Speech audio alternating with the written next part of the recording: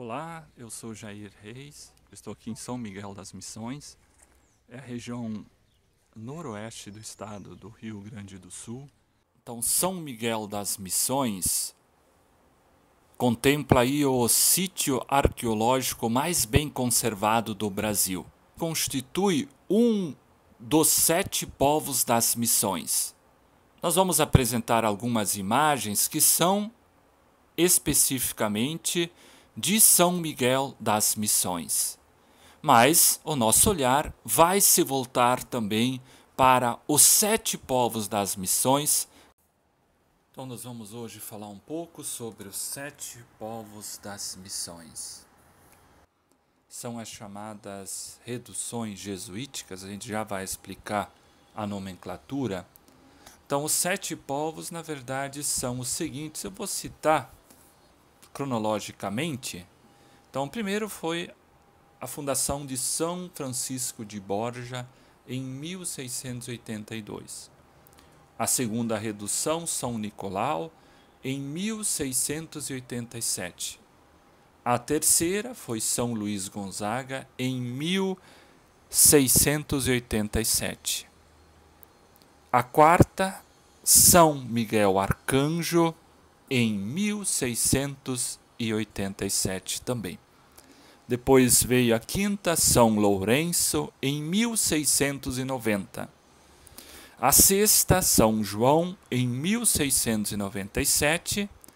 E aí a sétima, para fechar, Santo Ângelo, em 1707. Os indígenas moravam ao redor da igreja. Tinha também, das reduções no caso, todo ambiente que é criado, onde tem casa dos padres, tem o lugar onde moravam os índios, tem o cemitério, tem toda uma estrutura criada. Essa região era predominante povoada pelos guaranis, pelos índios guaranis, depois também teve outros, mas a sua grande maioria era constituída pelos povos guaranis. E essas reduções são assim chamadas reduções porque nessa tentativa de catequizar e fazer com que os índios abandonassem até os seus costumes.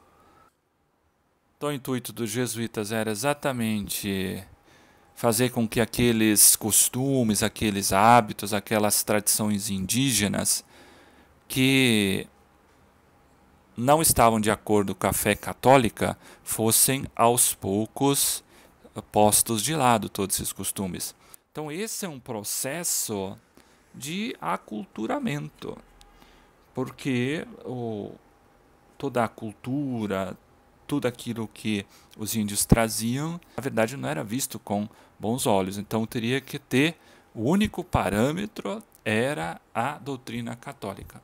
Outra questão era também garantir o sustento dos indígenas, ensiná-los a plantar, depois criar gados, de também plantações como trigo, cana-de-açúcar, árvores frutíferas e tudo aquilo que pudesse ser usado para garantir a subsistência deles.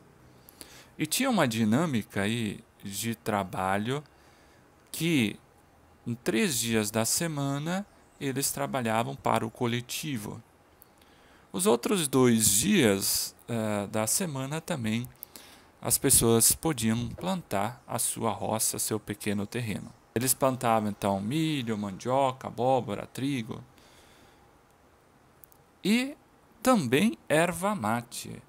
A bebida tão conhecida no Rio Grande do Sul tem a sua origem propriamente indígena.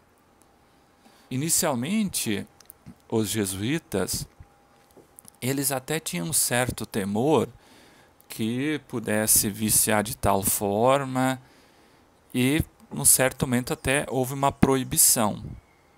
Mas como depois eles viram que o processo não era tão viciante, acabaram que permitiram. Só que aí eles acabaram estipulando horários para o consumo, também assim começaram os grandes plantios aí de erva mate, a sua comercialização. Depois a erva mate ela era trocada por ferramentas, até lá na Argentina, em Buenos Aires, era trocado por outros utensílios também. E é interessante perceber a questão da disciplina também era algo que preocupava muito os padres jesuítas. Inicialmente, os indígenas não tinham essa disciplina. Uma das questões também que podemos perceber nesse período. Esse vídeo ele é bastante curto, dada a grandiosidade do tema, também não quero me estender.